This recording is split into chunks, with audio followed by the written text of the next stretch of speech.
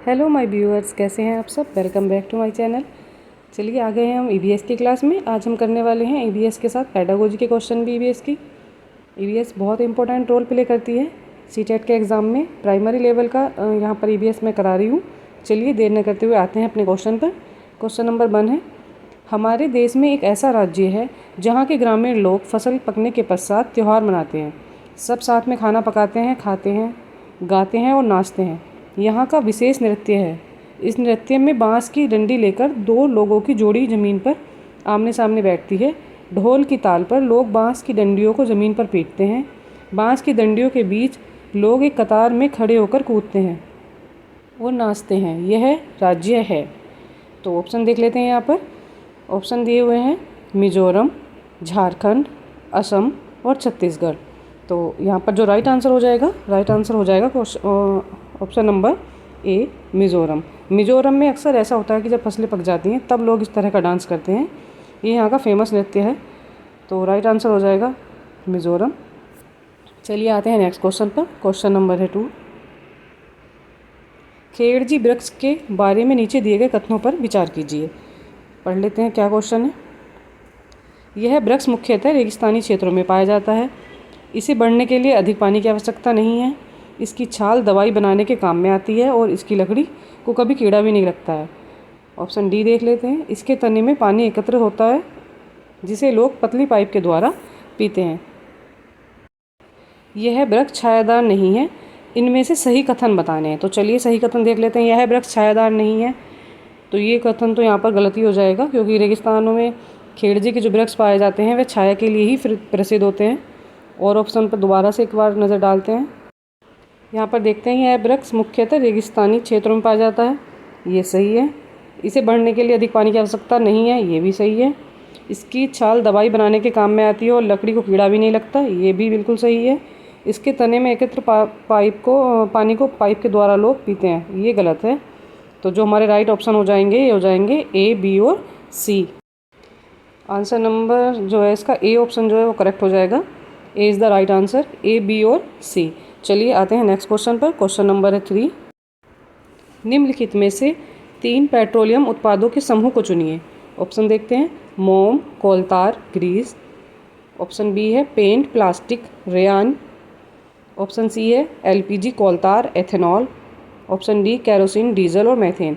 यहाँ पर जो राइट आंसर हो जाएगा वो हो जाएगा हमारा मोम, कोलतार और ग्रीस। जो पेट्रोलियम का उत्पादन होता है और उसको संशोधन होता है उसमें ये 3 चीज़ें पाई जाती हैं, मोम, कोलतार और ग्रीस। A is the right answer. चलिए क्वेश्चन नंबर 4 पर आते हैं। क्वेश्चन नंबर 4 देख लेते हैं। निम्नलिखित में से कौन सी परियोजना मिशन गंगा जल को स्वच्छ करने के लिए एक विकल्प है? कौन सा सही विकल्प है देखते हैं। ऑप्शन नंबर ए जल शक्ति, नमामि गंगे। ऑप्शन बी है गंगा आमंत्रण अभियान, जल शक्ति। ऑप्शन सी है राष्ट्रीय स्वच्छ Ganga mission, Ganga action plan. और ऑप्शन डी है नमामि गंगे और यमुना एक्शन प्लान। तो यहाँ पर जो राइट आंसर हो जाएगा option number C. C is the right answer. राष्ट्रीय स्वच्छ गंगा मिशन और गंगा एक्शन प्लान जो हैं गंगा मिशन परियोजनाएं हैं जो गंगा को स्वच्छ करने के लिए चलाई जा रही हैं। आते हैं नेक्स्ट क्वेश्चन पर। क्वेश्चन नंबर है 5। क्वेश्चन नंबर 5 देख लेते हैं। भोजन के निम्नलिखित समूह में से उस समूह का चयन कीजिए जिसमें सभी इकाइयाँ प्रोटीन समृद्ध स्रोत हैं। तो इसमें देखना है कि जिन इकाइयों में प्रोटीन पाया जाता है वो कौन सी हैं। ऑप्शन देखते हैं। ऑप्शन नंबर ए है अंडे, दालें, मछली। ऑप्शन नंबर बी है बादाम, मक्का, दूध। ऑप्शन नंबर सी है संतरा, मक्खन, अंडे। ऑप्शन डी है दही, चावल, दूध। तो यहाँ पर जो राइट आंसर होने वाला है वो हो जाएगा हमारा ए, अंडे, दालें और मछली। इसी में सबसे ज़्यादा मात्रा में प्रोटीन पाया जाता है। बादाम में विटामिन ए पाया जाता है, संतरे में विटामिन सी पाया जाता है और दूध दही में भी प्रोटीन पाया जाता है और विटामिन डी भी पाया जाता है। बट जो राइट आंसर हो जाएगा वो हो जाएगा option number A. A is the right answer. आते हैं नेक्स्ट क्वेश्चन पर। क्वेश्चन नंबर है 6। निम्नलिखित में से वह युगल चुनिए जो हमारे देश के एक राज्य और एक केंद्र शासित प्रदेश से मिलकर बना है। तो यहाँ पर सही युगल चुनना है, एक जोड़ा चुनना है जिसमें एक राज्य हो और एक केंद्र शासित प्रदेश हो। तो यहाँ पर देखते हैं अरुणाचल प्रदेश और पुदुचेरी, जम्मू कश्मीर और अंडमान निकोबार द्वीप समूह, मिज़ोरम और झारखंड, बिहार और नागालैंड। बिहार और नागालैंड जो है ये केंद्र शासित प्रदेश में नहीं आते हैं। मिजोरम और झारखंड नहीं आता है ऐसे। जम्मू कश्मीर और अंडमान निकोबार जो है दोनों ही केंद्र शासित प्रदेश के अंतर्गत आते हैं। और यहाँ पर जो राइट आंसर हो जाएगा we go with the A is the right answer. Arunachal Pradesh और पुदुचेरी जो है एक राज्य है और एक केंद्र शासित प्रदेश है। चलिए ए इज़ द राइट आंसर। आते हैं नेक्स्ट क्वेश्चन पर। क्वेश्चन नंबर है 7। निम्नलिखित में से राज्यों के उस समूह को चुनिए जिनके समुद्र तट बंगाल की खाड़ी पर हैं। ऐसा कौन से राज्य हैं जिनके समुद्र तट बंगाल की खाड़ी पर आ रहे हैं? ऑप्शन देख लेते हैं। Option number A Andhra Pradesh, Odisha, Tamil Nadu, पश्चिम बंगाल, ओडिशा, कर्नाटक, पश्चिम बंगाल, तमिलनाडु और गुजरात। ऑप्शन नंबर डी है गुजरात, पश्चिम बंगाल और ओडिशा। यहाँ पर जो राइट आंसर हो जाएगा, जो बंगाल की खाड़ी पर स्थित समुद्री तट हैं वो हैं आंध्र प्रदेश, उड़ीसा और तमिलनाडु। ए इज़ द राइट आंसर। चलिए आते हैं क्वेश्चन नंबर 8 पर लेते हैं। क्वेश्चन नंबर 8 में क्या है? निम्नलिखित में से कौन से रोग मच्छरों द्वारा जनित हैं? मच्छरों के द्वारा कौन से रोग हो जाते हैं? ऑप्शन नंबर देखते हैं। ए नमोनिया, डेंगू, खसरा, मलेरिया। यहाँ पर इनके जो विकल्प दिए हैं वो क्या हैं? A B, A D, option number C में देखते हैं सी डी और ऑप्शन डी है वी डी। तो यहाँ पर जो राइट आंसर हो जाएगा वो हो जाएगा हमारा ऑप्शन नंबर डी, बी और डी, मतलब डेंगू और मलेरिया। निमोनिया वायरस के द्वारा फैलता है, खसरा भी वायरस के द्वारा फैलता है, डेंगू और मलेरिया जो है वह मच्छर के द्वारा फैलता है। तो आंसर हो जाएगा डी करेक्ट। आते हैं क्वेश्चन नंबर 9 पर। क्वेश्चन नंबर 9 है चिड़ियों की आंखों के बारे में निम्नलिखित में से कौन से कथन सही हैं? सभी चिड़ियों के अपने सिर के दोनों तरफ आंखें होती हैं। जी नहीं, ऐसा नहीं होता है। चिड़ियों के सिर के दोनों तरफ आंखें नहीं होती हैं। चिड़ियों की जो आंखें होती हैं उनकी पुतली एक ही होती है, इसलिए ऑप्शन नंबर ए जो है वो तो गलत ही हो जाएगा यहाँ पर। तो अब देख लेते हैं यहाँ पर सेकंड कथन क्या कह रहा है। चिड़िया दो भिन्न भिन्न वस्तुओं पर एक समय में एक ही बार दृष्टि केंद्रित नहीं कर पाती हैं। ये आंसर बिल्कुल करेक्ट नहीं है, दोनों ही ऑप्शन गलत दिए हुए हैं। चलिए और ऑप्शन चेक कर लेते हैं क्या क्या है नीचे। S1 सही है और S2 गलत है। S1 गलत है और S2 सही है। S1 और S2 दोनों सही हैं, या यहाँ पर दिया है कि S1 और S2 दोनों गलत है। तो जी हाँ, यहाँ पर जो आंसर हो जाएगा right answer is the D, S1 और S2 दोनों ही गलत हैं। चलिए आते हैं नेक्स्ट क्वेश्चन पर। क्वेश्चन नंबर है 10। बाघों टाइगर्स की निम्नलिखित में से कौन सी विशेषताएं उन्हें अंधेरे में आगे बढ़ने और अपने शिकार को खोजने में मदद नहीं करती हैं? ये निगेटिव पॉइंट जो है आपको हमेशा ध्यान रखना है। क्वेश्चन में बच्चे अक्सर इसी की वजह से गलतियां कर देते हैं। चलिए ऑप्शन देख लेते हैं। संवेदनशील गलमूछें, अर्थात जो शेर की मूछें होती हैं वो शिकार को भांपने में उसकी मदद करती हैं। ये तो यहाँ पर राइट है। ऑप्शन बी है विभिन्न दिशाओं में कानों की गति, अच्छे से सुन पाते हैं चारों तरफ से जिस दिशा से आवाज़ आती है, तो ये भी सही हो जाएगा। जोर की गर्जना, या ऑप्शन नंबर डी सुनने का तीव्र अभ्यास, मतलब वह छोटी से छोटी और बारीक से बारीक आवाज़ को भी सुन लेते हैं। तो यहाँ पर जो राइट आंसर हो जाएगा वो हो जाएगा जोर की गर्जना।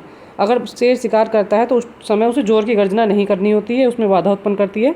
यहाँ पर नेगेटिव ही पूछा गया था, तो जोर की गर्जना यहाँ पर नेगेटिव पॉइंट है, तो इसलिए option number C is the correct answer. आते हैं नेक्स्ट क्वेश्चन पर। क्वेश्चन नंबर है 11।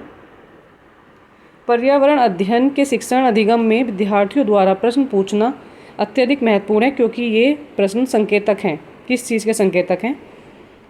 ऑप्शन देख लेते हैं। ऑप्शन नंबर ए विद्यार्थियों की जिज्ञासा के, विद्यार्थियों के समझ में अंतर के, शिक्षक की क्षमता के।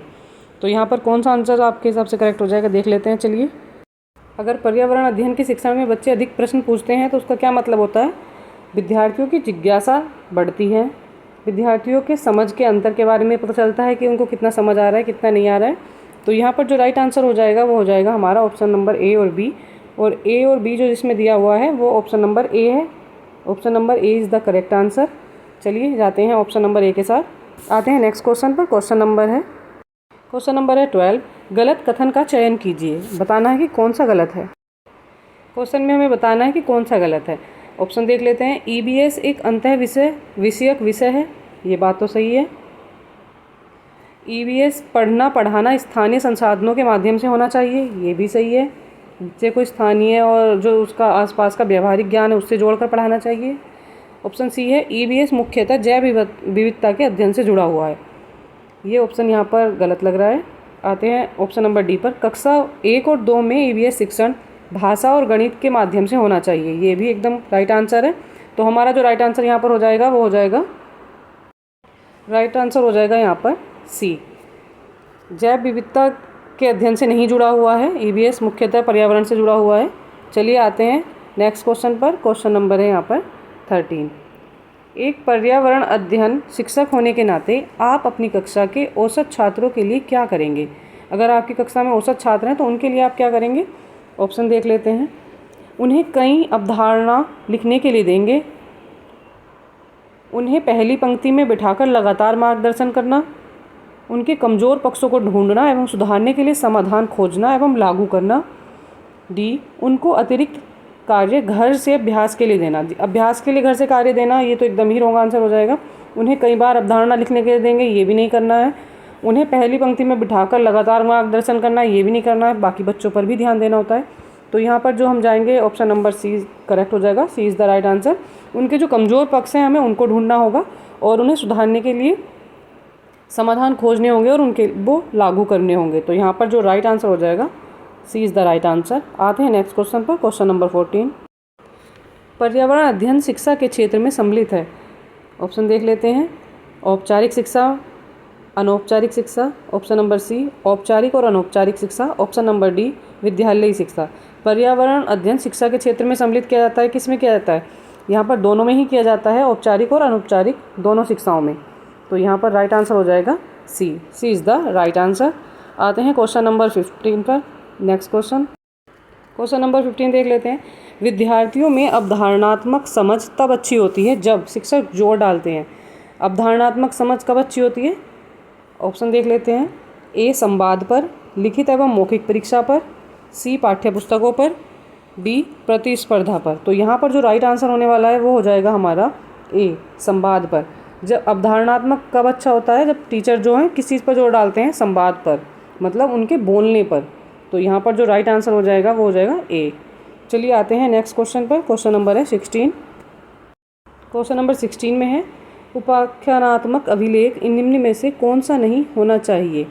तो यहाँ पर निगेटिव पॉइंट जो दिया है नहीं, उसको आप ध्यान रखेंगे। ऑप्शन देख लेते हैं। समस्याओं पर केंद्रित, निर्णायक केंद्रित या निर्णायक होना, बच्चों की ताकत और कमजोरियों को पहचानना, बच्चों की रुचि और जिज्ञासाओं को पहचानना। तो यहाँ पर निगेटिव पॉइंट को ध्यान में रखते हुए आंसर करेंगे। तो जो हमारा राइट आंसर होने वाला है वो हो जाएगा यहाँ पर राइट आंसर इज ए और बी, समस्याओं पर केंद्रित और निर्णायक होना। ये जो हैं उपाख्यानात्मक अभिलेख के उदाहरण नहीं है, ए और बी। चलिए आते हैं नेक्स्ट क्वेश्चन पर। क्वेश्चन नंबर है 17। एक ईबीएस की कक्षा में एक शिक्षक चर्चा करता है कि घर की मक्खियाँ बीमारियाँ फैलाती हैं। चर्चा के लिए सबसे उपयुक्त सीखने का संसाधन होगा। ए अखबार, फ्लैश कार्ड, स्लोगन या पोस्टर। बच्चे सबसे ज़्यादा किसके बारे में सीख पाएंगे, कहाँ से सीख पाएंगे? और शिक्षक को बताना है कि जो घर पे मक्खियाँ होती हैं वो बीमारियाँ फैलाती हैं। तो अधिक जानकारी कहाँ से मिलेगी? सबसे ज़्यादा जानकारी यहाँ पर मिलने वाली है अखबार के थ्रू। अखबार में बहुत सारी जानकारियाँ आती हैं इस तरह की। चलिए ऑप्शन नंबर ए हो जाएगा करेक्ट। आते हैं नेक्स्ट क्वेश्चन पर। क्वेश्चन नंबर है 18। देख लेते हैं 18 में क्या है। खेल खेल में पाठ पढ़ते हुए सरिता विद्यार्थियों को खेल के मैदान में ले जाती है और उन्हें अलग अलग दिनों में भिन्न खेल खिलाती है। मीनू उसी पाठ को अलग अलग खेलों के चित्रण कार्ड को दिखाकर विद्यार्थियों को पढ़ाती है। विद्यार्थियों को अधिकतम शामिल करने में कौन ज़्यादा प्रभावी रणनीति का उपयोग कर रही है? तो यहाँ पर कौन ज़्यादा अच्छे विद्यार्थियों को अपने साथ सम्मिलित कर पाएगी, कौन अच्छा सिखा पाएगी? यहाँ पर राइट आंसर जो हो जाएगा वो हो जाएगा ए सरिता। सरिता जो बच्चों को पढ़ा रही है वो पढ़ा रही है खेल खेल में, और बच्चे खेल खेल में अधिक सीखते हैं। फ्रोवेल के अनुसार भी ये एकदम राइट है। तो यहाँ पर जो राइट आंसर हो जाएगा वो हो जाएगा सरिता। चलिए आते हैं क्वेश्चन नंबर 19 पर। क्वेश्चन नंबर 19 में है ईबीएस की एक पाठ्यचर्या की रूपरेखा बनाई गई है। ऑप्शन देखते हैं। अधिगम के संरचनात्मक परिप्रेक्ष्य में, अधिगम में समाकलित परिप्रेक्ष्य में, अधिगम के अनुचिंतनीय परिप्रेक्ष्य में, या डी अधिगम के सामाजिक रचनावाद के परिप्रेक्ष्य में। तो यहाँ पर जो राइट आंसर हो जाएगा वो हो जाएगा डी अधिगम के सामाजिक रचनावाद के परिप्रेक्ष्य में। ईबीएस की जो पाठ्यचर्या बनाई गई है वो समाज को ध्यान में रखते हुए बनाई गई है। चलिए राइट आंसर हो जाएगा डी। आते हैं नेक्स्ट क्वेश्चन पर। क्वेश्चन नंबर है 20। ईवीएस की कक्षा में ईवीएस विषयों का संपादन करते समय शिक्षक को निम्नलिखित में से किससे बचना चाहिए? अगर ईवीएस का संपादन कक्षा में किया जा रहा है टीचर के द्वारा, तो टीचर को किससे बचना चाहिए? देख लेते हैं। विद्यार्थियों को प्रश्न पूछने के लिए उत्साहित करना चाहिए, भूमिका निभाने से, कठपुतलियों के उपयोग से, या समूह कार्य से। तो यहाँ पर राइट आंसर हो जाएगा हमारा विद्यार्थियों को प्रश्न पूछने के लिए हतोत्साहित करने से। यहाँ पर नेगेटिव पॉइंट है हतोत्साहित। बच्चों को कभी भी हतोत्साहित नहीं करना है, प्रोत्साहित करना है, जिससे वह सक्रिय होकर सीख सकें। भूमिका निभाने के लिए देनी चाहिए, जिससे कि बच्चे खुद से चीज़ें करते हैं तो ज़्यादा सीखते हैं। कठपुतलियों के उपयोग से भी बच्चे सीखते हैं, क्योंकि वह कहानी का माध्यम होता है। बच्चे उसमें देखते हैं, कहानी सुनते हैं तो ज़्यादा सीखते हैं। और समूह के कार्य में तो बच्चे एक दूसरे से सीखते हैं।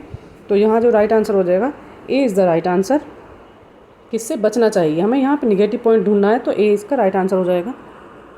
चलिए आज की क्लास यहीं कंप्लीट होती है। कैसी लगी आपको ईवीएस की क्लास? और अधिक क्लास के लिए मेरे साथ बने रहिएगा। मेरे चैनल को लाइक कीजिएगा, शेयर कीजिएगा और सब्सक्राइब कीजिएगा। बने रहिए ईवीएस की अच्छी तैयारी के लिए मेरे साथ।